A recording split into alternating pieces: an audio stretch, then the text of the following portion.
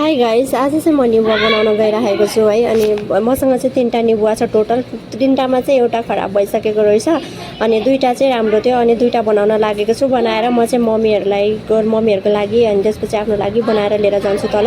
मम्मीहरू चाहिँ तल हुनुहुन्छ अनि त्यसपछि यहाँनिर बहिनी पनि साथमा हेल्प गरिराख्नु भएको छ मलाई मसला बनाउनको लागि यसको चाहिँ। अनि यसमा चाहिँ म हरियो खोर्सानी धनियाँ जिरा सबै हालेर एकदम धेरै मनपर्छ क्या त्यसरी बनाएको चाहिँ। अनि त्यसरी बनाउन लागेको छु। अनि बहिनीहरूको कुरा चाहिँ बहिनी क्यामेरामा आउन धेरै लजाउनुहुन्छ क्या, धेरै शर्माउनुहुन्छ।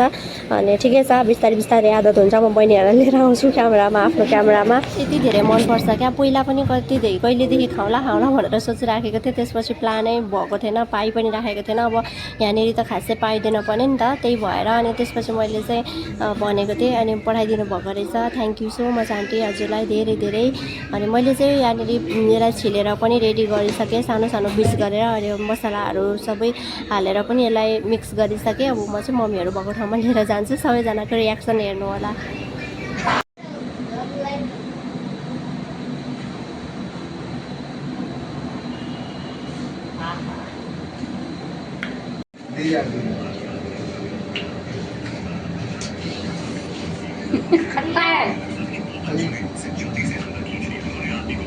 संतरे जैसा लग रहा है। नींबू है बड़ा वाला। ये तो बड़ी है खाने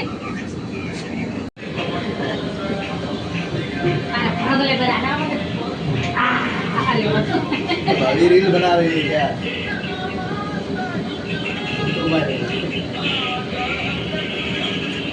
विवर भाई साथ में आप भी खड़े हो जाओ।